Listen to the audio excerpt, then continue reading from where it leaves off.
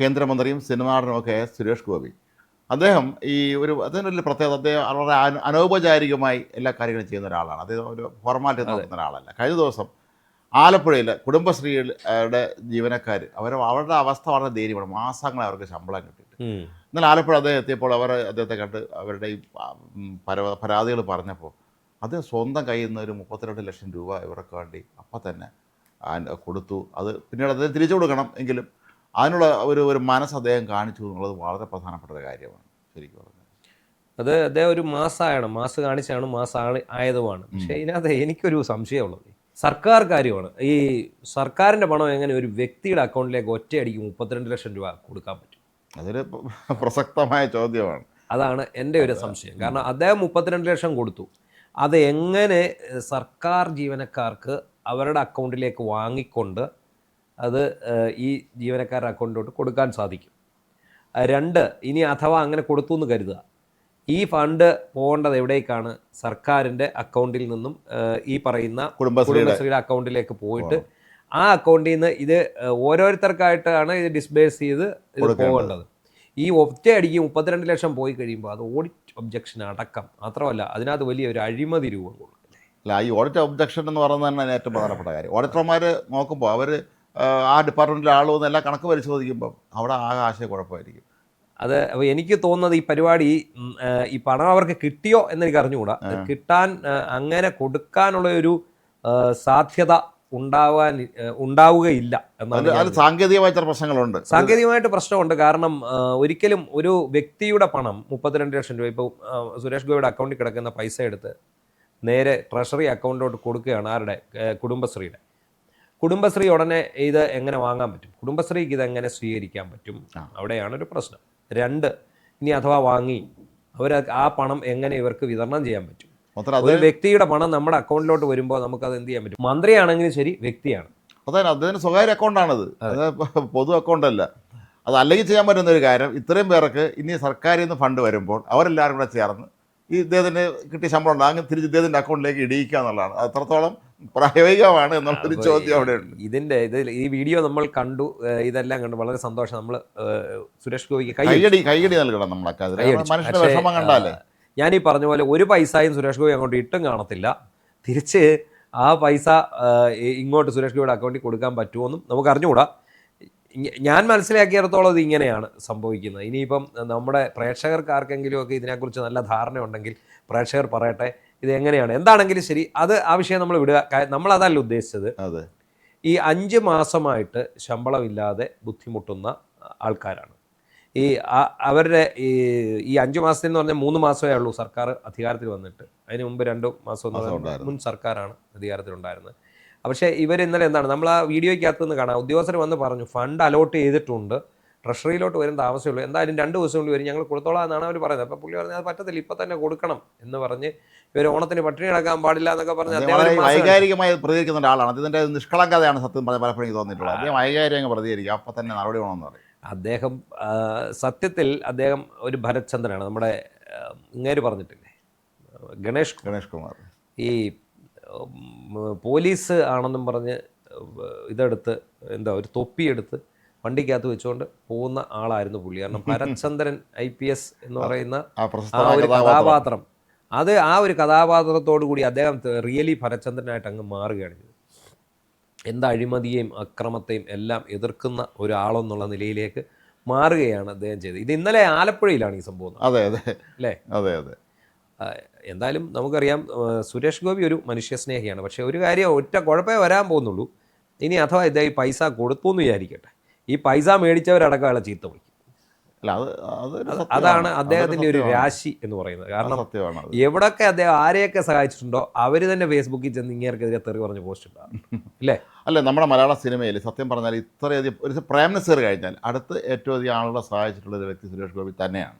അതിന് ഒരുപാട് ഉദാഹരണങ്ങൾ. പക്ഷേ അദ്ദേഹം പബ്ലിസിറ്റി കൊടുക്കാറില്ലെങ്കിൽ പോലും നമുക്ക് അദ്ദേഹത്തിൻ്റെ ഈ സഹായം സ്വീകരിച്ച ആളുകളിൽ നിന്ന് നമുക്ക് പലപ്പോഴും മനസ്സിലായിട്ടുണ്ട് അദ്ദേഹം ആരൊക്കെ സഹായിച്ചു. ഇപ്പോൾ നടൻ രതീഷ്, നമ്മുടെ പ്രശസ്തനായ നടൻ, വളരെ വലിയ താരമായിരുന്നു അദ്ദേഹം. ആ കാലത്തിൽ അന്തരിക്കുന്നു. അദ്ദേഹത്തിൻ്റെ സഹധർമ്മിണി കുറച്ച് കഴിയുമ്പോൾ അവരന്തരിച്ചു. പക്ഷേ അവരുടെ മക്കളുടെയൊക്കെ കാര്യത്തിൽ നമ്മുടെ ചരിത്രത്തിൽ അതായത് സുരേഷ് ഗോപി ഇവർ രണ്ടുപേരും ഒരുമിച്ച് നിന്ന് എല്ലാ കാര്യവും അവരെ ഭംഗിയായി, മക്കളെ കല്യാണം നടത്താനാണെങ്കിൽ എല്ലാ കാര്യത്തിലും അവരുടെ പൂർണ്ണ സംരക്ഷണം ഏറ്റെടുത്ത് നടത്തിയത് അത് സുരേഷ് ഗോപിക്ക് വലിയൊരു പങ്കുണ്ടെന്ന് രതീഷിൻ്റെ മക്കളാണ് പിന്നീട് പറഞ്ഞത്. സുരേഷ് ഗോപി അടുത്ത് പറഞ്ഞിട്ടില്ല. അതെ, അല്ല, അതൊരു നല്ല കാര്യമാണ്. ശരിക്കും നല്ലൊരു മനസ്സാണത്. അപ്പം അതുകൊണ്ട് തന്നെ അദ്ദേഹത്തിന് പലപ്പോഴും സംഭവിക്കാറ് അദ്ദേഹം വളരെ വൈകാരികമായി പോയി. നേരത്തെ പറഞ്ഞാൽ ഇപ്പോൾ സ്റ്റേറ്റുകാർ അങ്ങ് വൈകിപ്പോയി ഓട്ടോറിക്ഷക്കാർ പോകുക തുടങ്ങിയ കാര്യങ്ങളൊക്കെ അദ്ദേഹം നടത്തും. പക്ഷേ അത് ഒരു നല്ല കലാകാരൻ എപ്പോഴും വൈകാരികത കുറച്ച് കൂടുതലുള്ള ഒരാളായിരിക്കാം.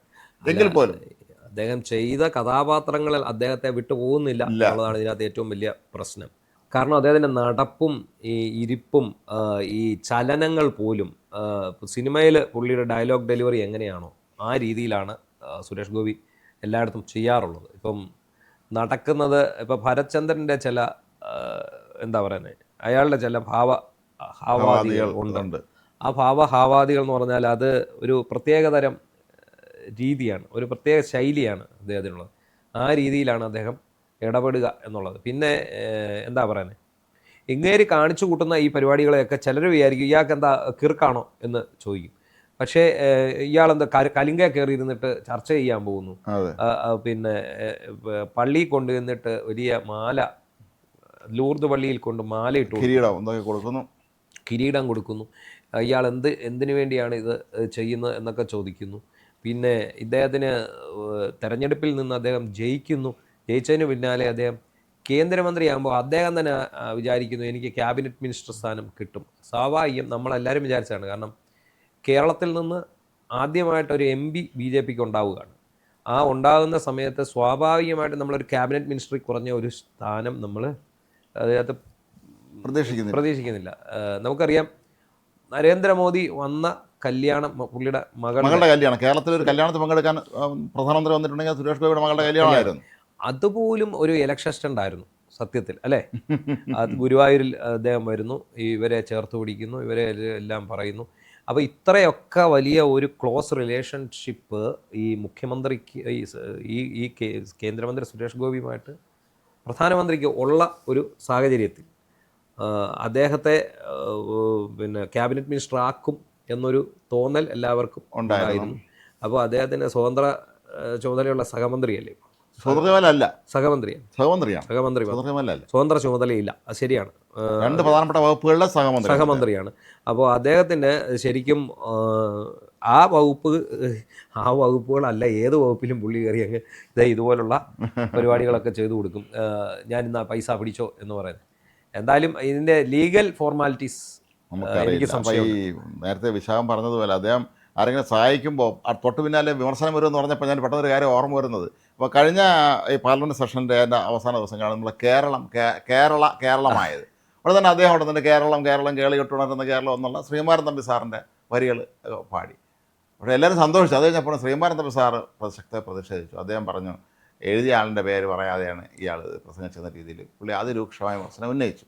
അപ്പോൾ വേറൊരു വീഡിയോ പുറത്തിട്ടിട്ടുണ്ടായിരുന്നു. അതിന് ഒരാഴ്ച മുമ്പോ മറ്റോ ചെന്നൈയിൽ നടന്ന ഒരു പരിപാടിയിൽ ശ്രീകുമാരൻ തമ്പി സാറിൻ്റെ കുടുംബം ചെന്നൈയിലാണ് താമസം. അതിൻ്റെ പേരക്കുട്ടി, അതിൻ്റെ മകൻ അന്തരിച്ച സംവിധായകനൊക്കെ ആയിരുന്ന അദ്ദേഹത്തിൻ്റെ മകൾ പങ്കെടുക്കുന്ന ചടങ്ങിൽ സുരേഷ് ഗോപി ഈ കുട്ടി എന്തോ പ്രൈസ് എന്തോ കിട്ടിയപ്പോൾ അദ്ദേഹം പറയുന്നുണ്ട് ഇത് മലയാളത്തെ ഏറ്റവും പ്രധാനപ്പെട്ട ഒരു കവിയായ ശ്രീകുമാരൻ തമ്പി സാറിൻ്റെ പേരക്കുട്ടിയാണ് എന്നൊക്കെ പറഞ്ഞ് അദ്ദേഹം ആ കുട്ടിയെ സ്റ്റേജിൽ വെച്ച് അഭിനന്ദിക്കുന്നുണ്ട്. അപ്പോൾ ഇതോ എന്ന് പറഞ്ഞുകൊണ്ട് വേറെ ചിലർ ഈ വിമർശനം ശ്രീകുമാരൻ തമ്പി സാറിൻ്റെ വിമർശനത്തിൻ്റെ താഴെ ഈ വീഡിയോയും കൊടുത്തിട്ടുണ്ടായിരുന്നു. അപ്പോൾ അത് കറക്റ്റാണ്, വിശാഖം നടത്തിയ നിരീക്ഷണം ശരിയാണ്.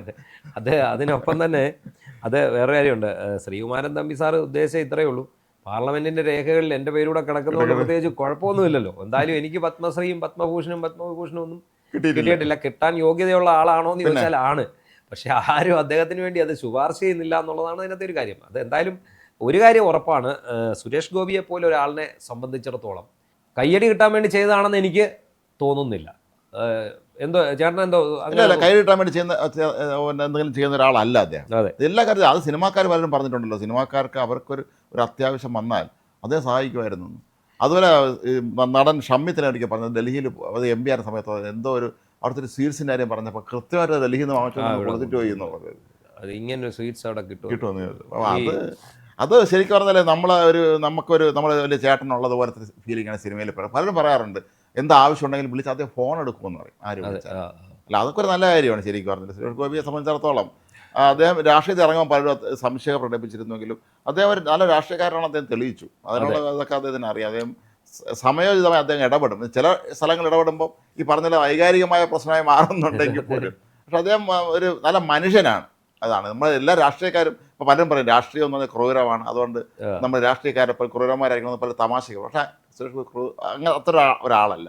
അദ്ദേഹം നിഷ്കളങ്കനാണ്. അപ്പോൾ അതുകൊണ്ട് തന്നെയാണ് അദ്ദേഹത്തിൻ്റെ ഈ പ്രതികരണങ്ങൾ പലപ്പോഴും പെട്ടെന്ന് അവിചാരിതമായ പ്രതികരണങ്ങളായിരിക്കും അദ്ദേഹം നടത്താറുള്ളത്. അപ്പൊ ഇനി ഒരു ചോദ്യം വരാൻ പോകുന്നത് ഈ 32 ലക്ഷം ഒക്കെ എടുത്ത് വീശുവാ പുള്ളിയെ. അതെ, എടുത്ത് അപ്പോഴേ വീശുക. ഇതാ ഇപ്പൊ തന്നെ എടുത്തോന്നാ പറയുന്നത് എൻ്റെ അക്കൗണ്ടിൽ നിന്ന്. ഇനി അപ്പോൾ അതിനെക്കുറിച്ചായിരിക്കും ഇപ്പൊ ഇനി. പിന്നെ വേറൊരു കാര്യം കൂടെ സംഘി സുരേഷ് ഗോപിക്ക് കേരള സർക്കാർ കീഴടങ്ങി എന്നൊക്കെ പറഞ്ഞ് വലിയ വിവാദമായിട്ട് ഇപ്പോൾ LDF മാത്രമല്ല ഇവിടെ നമ്മൾ മനസ്സിലാക്കേണ്ടത് വലിയ പ്രധാനപ്പെട്ട കാര്യം കുടുംബശ്രീയിൽ 5 മാസം കൊണ്ട് ശമ്പളം എന്ന് പറയുമ്പോഴേ ഈ നേരത്തെ പറഞ്ഞാലേ ഈ ബി ഡി സതീശൻ സർക്കാർ വന്നിട്ട് 3 മാസമേ ഉള്ളൂ. അതിന് മുമ്പ് 2 മാസമുണ്ട്. ശരിക്കും പറഞ്ഞാൽ കുടുംബശ്രീ എന്ന് പറയുന്നത് UDF സർക്കാരിൻ്റെ ഒരു ഡ്രീമായിരുന്നു. പക്ഷേ അതിനവരുടെ കൃത്യമായി CPM അങ്ങ് തങ്ങളുടേതാക്കി.